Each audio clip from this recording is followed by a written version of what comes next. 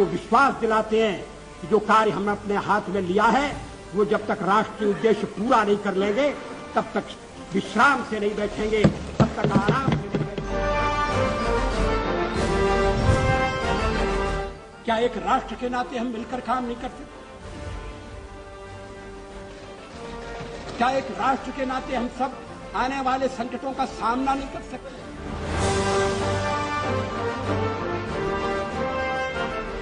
नमस्कार, इस खास पेशकश में एक बार फिर आपका बहुत बहुत स्वागत है। आगे बढ़ें, अटल जी से और उन अटल जी के राजनीतिक क्षेत्र से लेकर काव्य जगत तक के उनके संस्मरण याद करें और अटल दौर राजनीति में कौन सी नई परिभाषा गढ़ करके गया, इन तमाम बातों पर आगे अपना कारवा बढ़ाएं। उससे पहले अटल जी की ही लिखी कुछ पंक्तियों को आपसे यहाँ पर मैं साझा करना चाहूंगा, अनुमति चाहूंगा।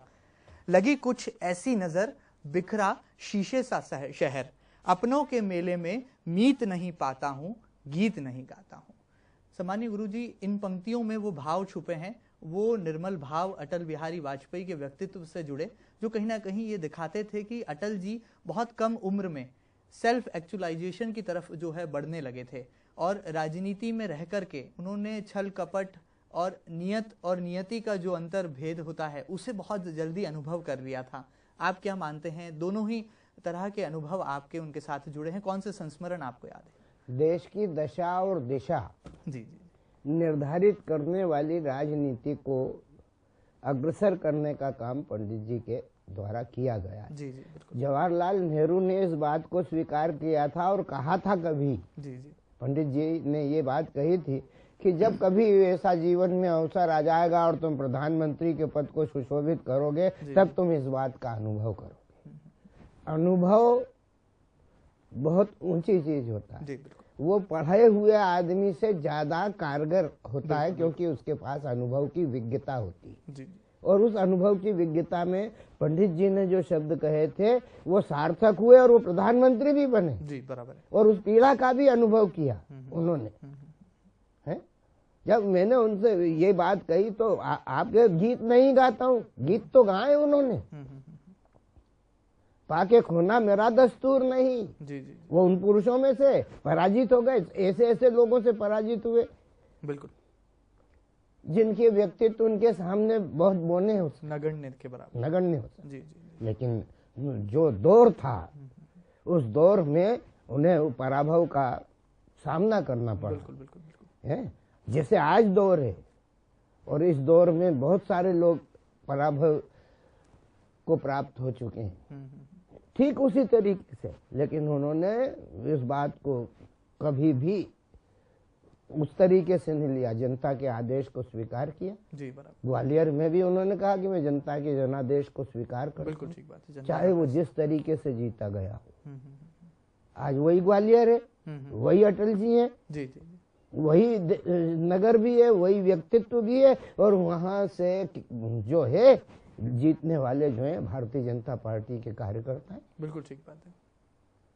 राजा के सामने किसी की नहीं चलेगी, राजा के सामने प्रजा की चल रही है। इस राजा के सामने प्रजा की चलने वाली जो स्थिति की निर्मित है, जी, उस निर्मित को गढ़ने वाले कलाकार अटल बिहारी वाजपेयी। बिल्कुल।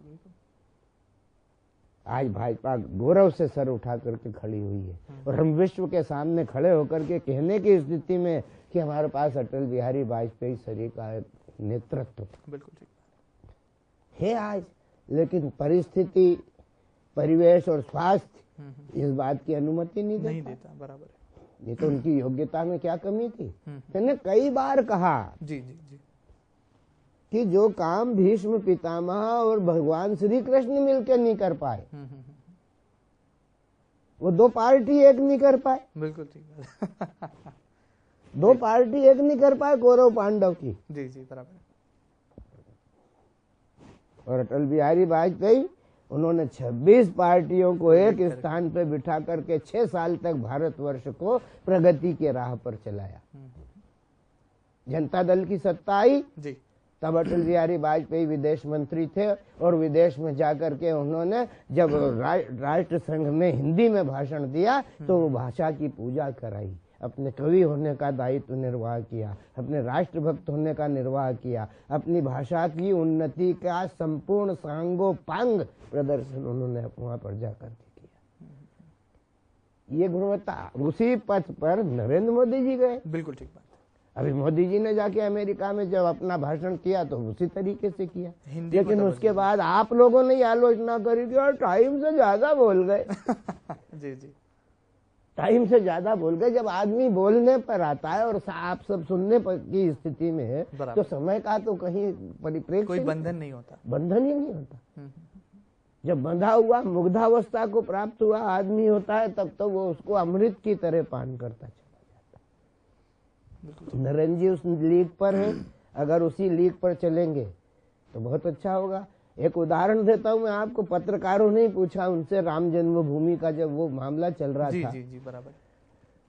तो पत्रकारों ने पूछा अटल जी सब बोल रहे हैं आप ही नहीं बोल रहे।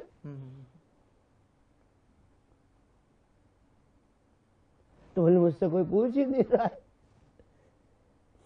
और सब बोल रहे हैं तो मेरे बोलने की क्या जरूरत है। बोले नहीं हम पूछते।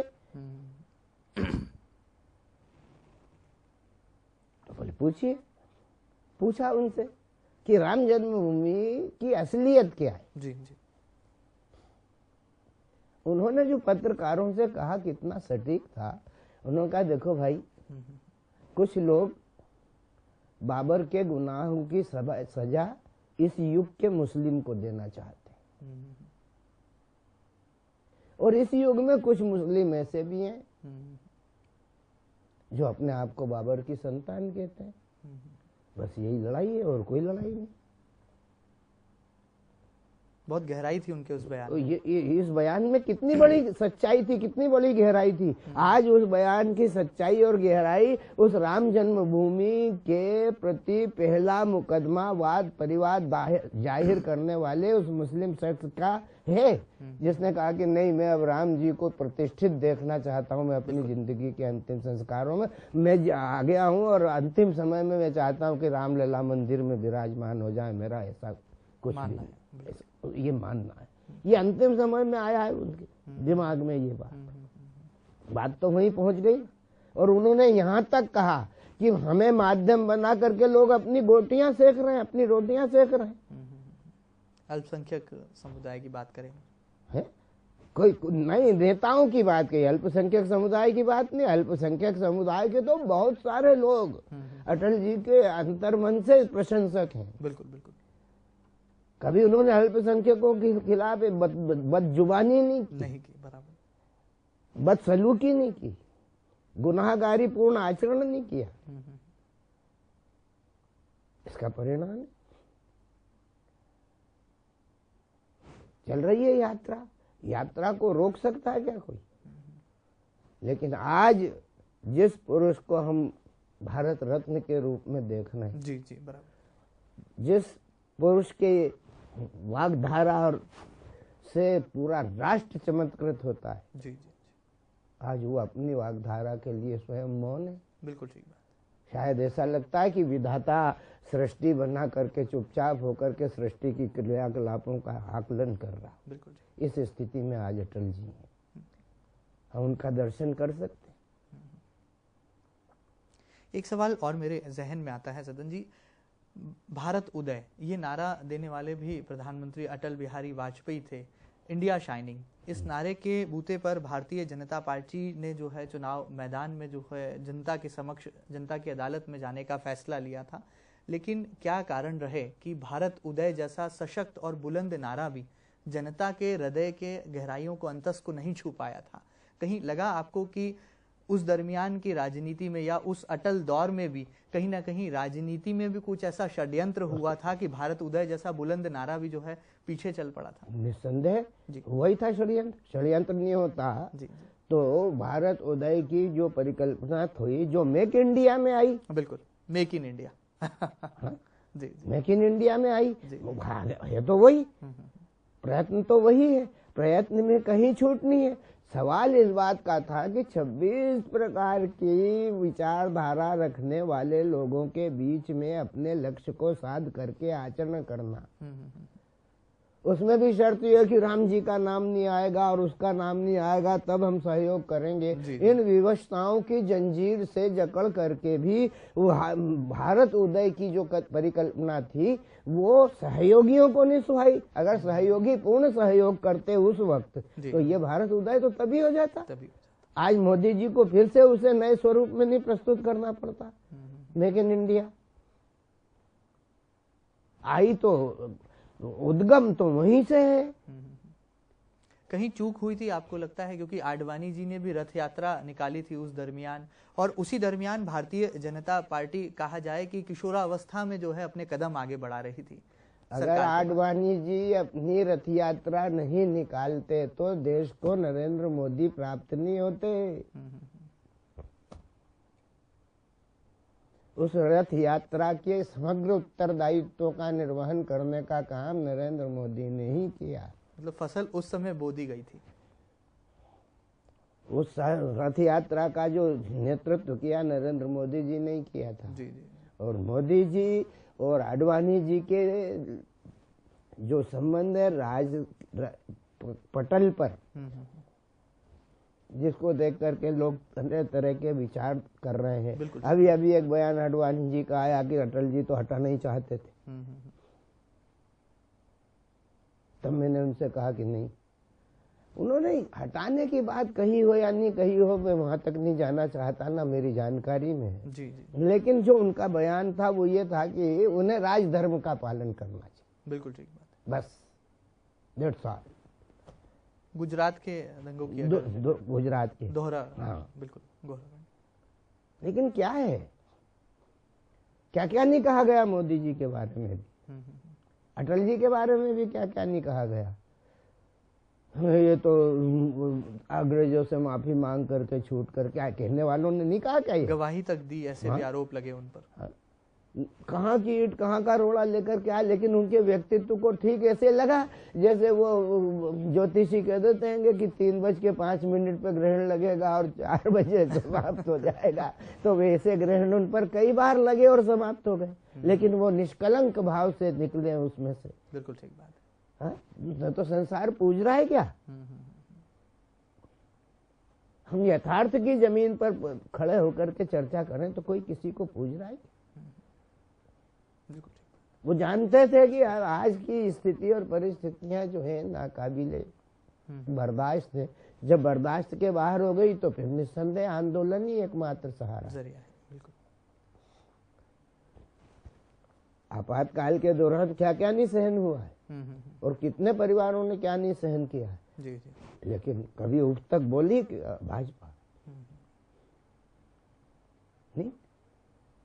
इंदिरा जी ने अपने तरीके से काम किया, लाल बहादुर जी ने अपने तरीके से काम किया, लेकिन जो अंतर मन वाला सम्मान लाल बहादुर जी के लिए, बिल्कुल, देश में जब भी लाल बहादुर शास्त्री जी का नाम आता है तो लोग विनम्रता के भाव से झुक जाते हैं। बिल्कुल। जब मैंने वो पंक्तियां आपको सुनाई ना, मैंने जब उनसे कहा कि लोग कहते हैं कि अटल जी वो नहीं रहे हैं तो अणु शक्ति से युक्त, बिल्कुल बिल्कुल, आपने भी बनवाया बम है। जी जी, बम तो है बिल्कुल, पर उसे फोड़ने की ताकत ही कम है। काय के लिए तुम कश्मीर कश्मीर चिल्लाते थे और आज बम क्यों नहीं फोड़ते हो, पाकिस्तान को क्यों नहीं निपटाते हो? जी जी जी। मेरी उनसे वैयक्तिक चर्चा हुई उसी कवि सम्मेलन में। जी जी। तो जो उन्होंने कहा उसको भी मैंने कविता में बांधा। जी जी। वो बोले कि सब कहते हैं मैं वो न रहा जिसकी सब करते थे आशा। क्या बात है, सब कहते हैं, बिल्कुल ठीक बात, मैं वो न रहा जिसकी सब करते हैं आशा। मेरा मन भी ये कहता है, बिल्कुल बिल्कुल बिल्कुल, पूरी कर दूं जन अभिलाषा। मेरा मन भी ये कहता है पूरी कर दूं जन अभिलाषा। भारत को बना महाभारत, जन जीवन की गति रुद्ध करूं, जन जीवन की गति रुद्ध करूं, घर के गद्दारों से निपटूं या सीमाओं पर युद्ध करूं। बहुत बड़ी, घर के गद्दारों से निपटूं या सीमाओं पर युद्ध करूं, सीमा पर सैनिक लड़ते हैं, जी जी जी, माता की जलती छाती है। सीमा पर सैनिक लड़ते हैं, माता की जलती छाती है। सच कहता हूँ ये देख देख कर मुझको नींद नहीं आती है। जो सुलग सुलग कर भभक रही वो राख चढ़ी चिंगारी हूँ। बहुत बढ़िया। जो सुलग सुलग सुलग कर चमक रही वो राख चढ़ी चिंगारी हूँ। मैं पीड़ाओं से ढका हुआ हूँ।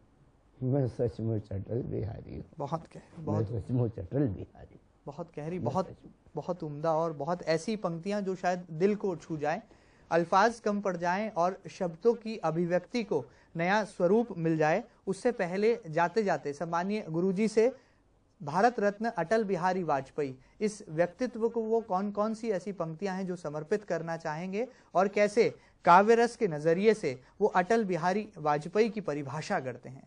सम्मानीय गुरुजी, दर्शक जाते जाते आपके श्रीमुख से सुनना चाहेंगे वो कौन सी ऐसी पंक्तियां हैं जो हृदय के अंतस से अटल बिहारी वाजपेयी भारत रत्न के तौर पर जो सम्मान उन्हें प्राप्त हुआ है, देश के सबसे गरिमामय और सर्वोच्च सम्मान को हासिल करने के बाद इस व्यक्तित्व को कौन सी पंक्तियों के साथ आप समर्पित करेंगे? जब तक भुवन भास्कर जग में नया सवेरा लाएंगे जी, जब तक भुवन भास्कर जग में नया सवेरा लाएंगे, जब तक कला निधान चंद्रमा अपनी चमक दिखाएंगे, अपनी कला दिखाएंगे, क्या बात। जब तक धूम धुआरे बादल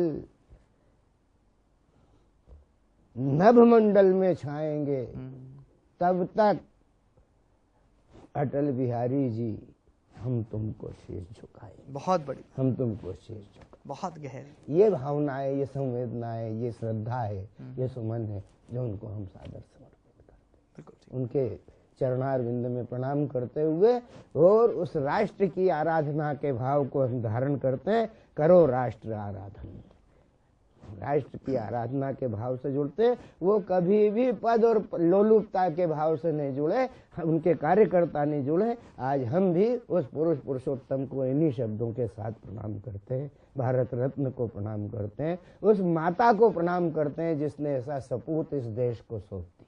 बिल्कुल ठीक बात, बिल्कुल ठीक बात। एक विराट व्यक्तित्व जब किसी विराट व्यक्तित्व के बारे में परिभाषा करता है तो वाकई में हृदय से निकले जो शब्द हैं वो कोमल भाव के तौर पर अभिव्यक्त हो जाते हैं। और आज कुछ ऐसी ही कोमल भावना के साथ आदरणीय पंडित सत्यनारायण सत्तन जी ने भी अटल बिहारी वाजपेयी जी को भारत रत्न मिलने पर जो अभिव्यक्ति यहाँ पर की है, उम्मीद है कि दर्शकों के हृदय की अंतस भावना को भी ये तमाम शब्दावली छू गई होगी। सिटी न्यूज की इस खास पेशकश में फिलहाल इतना ही। इजाजत दीजिए, जाते जाते अटल जी की ही चंद पंक्तियों को यहाँ पर दोहराने की हम कोशिश करेंगे। पीठ में छुरी सा चांद, गुरुजी, पीठ में छुरी सा चांद, राहु गया रेखा फांद, मुक्ति के क्षणों में बार बार बंध जाता हूँ, गीत नहीं गाता हूँ। वाकई में ये जो पंक्तियां हैं ये अटल बिहारी वाजपेयी के पूरे प्रेरक जीवन की गाथा को स्वतः ही अभिव्यक्त कर देती है। और उम्मीद है कि भारत रत्न हासिल होने के बाद हिंदुस्तान के इस सपूत को न केवल राजनीति के क्षेत्र में बल्कि जनसेवा के क्षेत्र में हासिल हुए इस सर्वोच्च सम्मान को पूरे देश के नागरिक नमन करेंगे। सिटी न्यूज की इस खास पेशकश में फिलहाल इतना ही। इजाजत दीजिए, नमस्कार।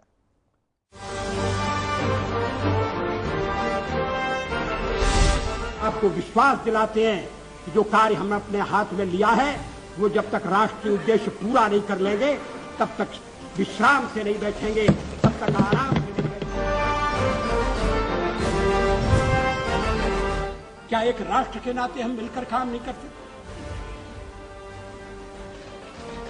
क्या एक राष्ट्र के नाते हम सब आने वाले संकटों का सामना नहीं कर सकते?